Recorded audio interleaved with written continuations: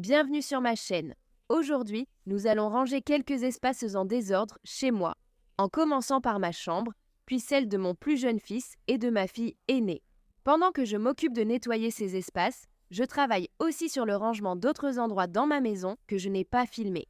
J'ai l'impression que ces derniers temps, j'ai un peu de mal à m'occuper de certains endroits dans ma maison, et ils finissent toujours par descendre de plus en plus bas sur ma liste de priorités. Et honnêtement, je me sens vraiment prête à arrêter de toujours rattraper mon retard et à simplement commencer à suivre le rythme. Il y a eu une bonne période l'été dernier, environ 3 ou 4 mois, où ma maison était vraiment facile à gérer. C'était tellement simple de rester à jour. Et puis l'hiver est arrivé, tout a ralenti. Notre familiale a été malade pendant un certain temps. J'ai subi une opération et depuis, je n'ai tout simplement pas réussi à tout remettre en ordre. De plus, j'ai commencé à travailler directement avec de petits créateurs pour les aider à augmenter leurs revenus via des partenariats de marque, sans passer par une agence. C'est quelque chose que je fais moi-même depuis très longtemps avec succès.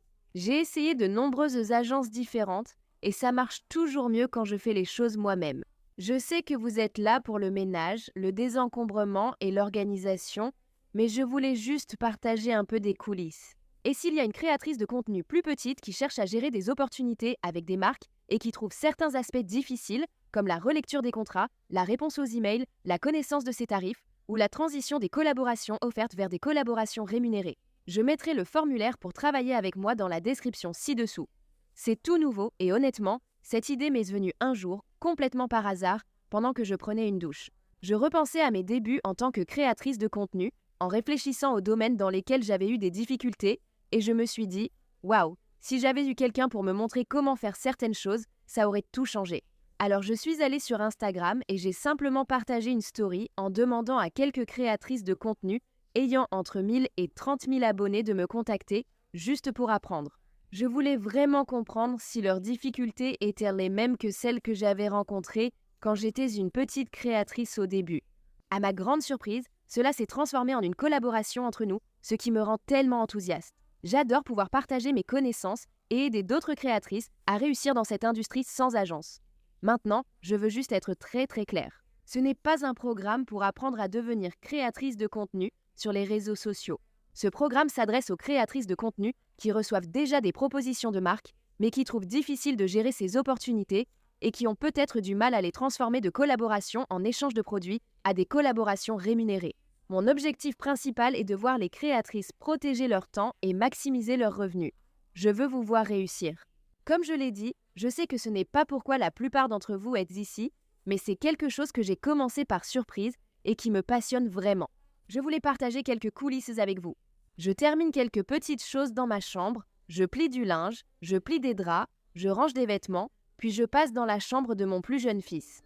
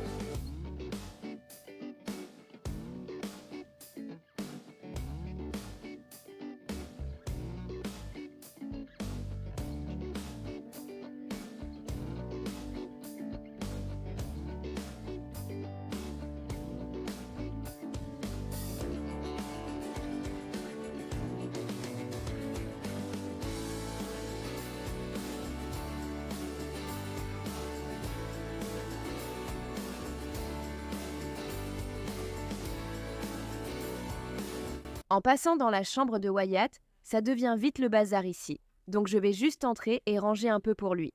En plus, s'il y avait un sachet, c'est vidé sur la moquette. C'est devenu vraiment dur, donc je vais faire tremper ça avec du Folex et nettoyer cette zone de la moquette.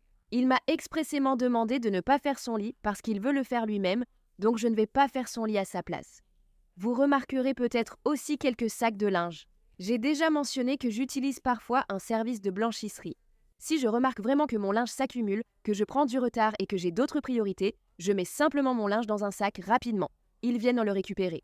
Il leur faut une journée pour laver et plier, puis ils me rapportent tout organisé, plié et prêt à ranger. Cela ne me coûte qu'un peu plus d'1 $ par livre. Les pourboires sont inclus. Donc, à mon avis, c'est extrêmement économique pour un service de blanchisserie qui vient chercher, livre, plie, organise, fait tout et c'est prêt à ranger. Ça vaut vraiment le coup quand j'en ai besoin. Je ne l'utilise pas tout le temps parce que bien sûr, je veux économiser de l'argent quand je peux, mais parfois il se passe des choses et le linge commence à s'accumuler. C'est à ce moment-là que j'en profite vraiment. Il n'y a aucune honte à demander un peu d'aide là où on en a besoin, quand on en a besoin.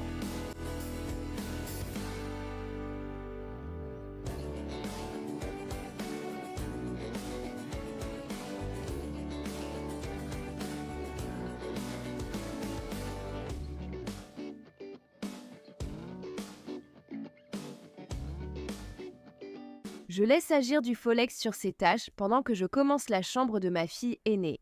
Ensuite, je reviendrai nettoyer la moquette une fois les tâches imbibées. C'est une vraie catastrophe, je ne comprends même pas comment c'est arrivé. Et pour être honnête, ça ne me dérange même pas. Je n'allais pas la laisser traverser ça toute seule.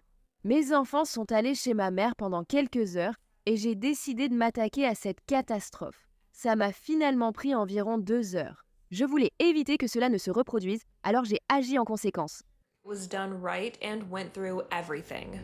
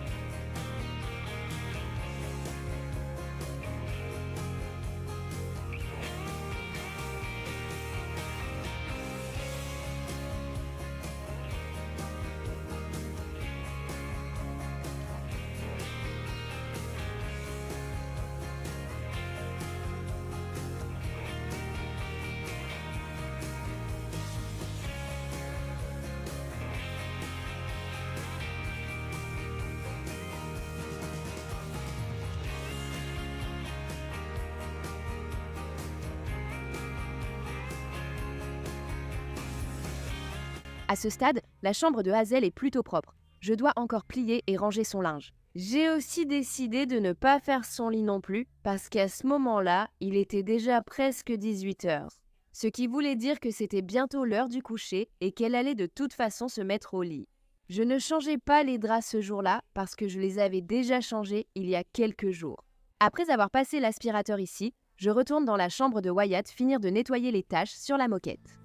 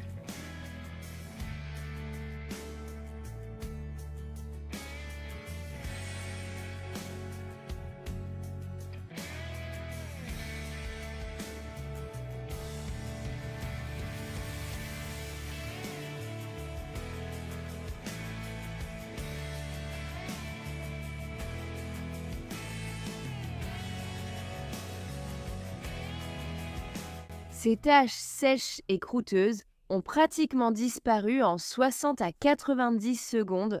Vous pouvez voir que Wyatt a encore du linge dans son panier à linge, là à gauche. C'est quelque chose que j'ai fait hors caméra avec ma fille de 2 ans. Maintenant, je retourne dans la chambre de Hazel et Adeline. Je le dis comme ça parce que même si le lit d'Adeline n'est pas encore ici, j'ai maintenant ses vêtements dans cette chambre. Commencer la transformation de cette chambre m'a pris pas mal de temps et il y a eu un petit retard parce que j'ai pensé contacter une marque de papier peint pour voir si elle serait intéressée par une collaboration pour cette vidéo. Je retournais sans cesse sur la boutique Etsy pour regarder les papiers peints. C'était tellement difficile de choisir parce qu'ils étaient tous magnifiques. Mais finalement, Hazel a choisi un motif qui, je pense, sera magnifique dans cette chambre. Cela fait un moment que c'est en préparation et je suis vraiment impatiente de voir le résultat final. Il ne me reste plus que quelques petites choses à décider, donc je prévois de faire ces choix pendant que notre papier peint est fabriqué sur mesure. Dès que j'aurai fini de ranger tous les vêtements, draps et couvertures des filles, nous irons dans la chambre de mon fils aîné, Noah, et nous rangerons ses vêtements pour lui. Il garde vraiment sa chambre plutôt bien rangée, donc je ne m'inquiète pas trop pour le ménage dans cet espace, mais je vais quand même ranger ses vêtements pour lui et je ne vais pas non plus faire son lit.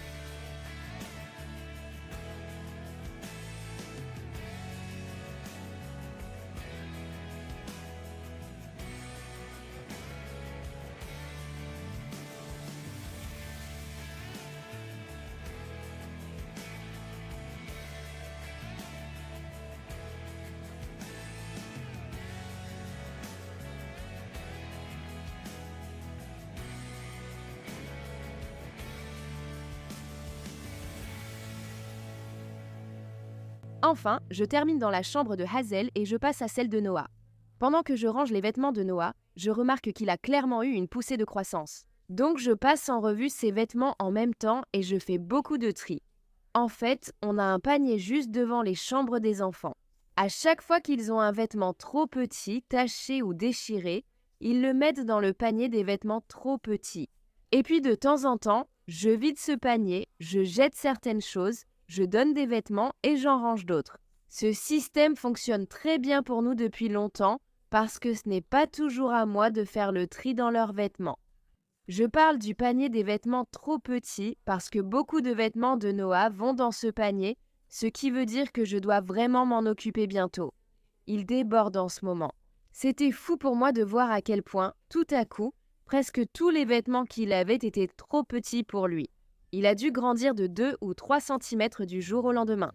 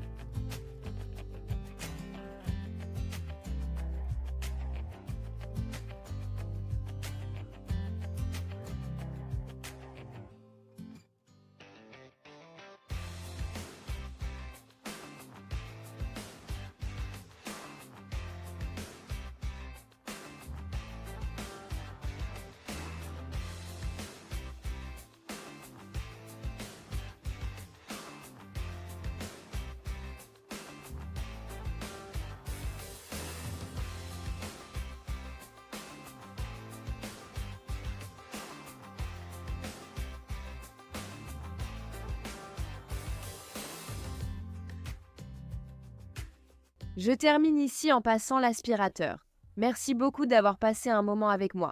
J'espère que cette vidéo vous a motivé et je vous retrouve dans la prochaine.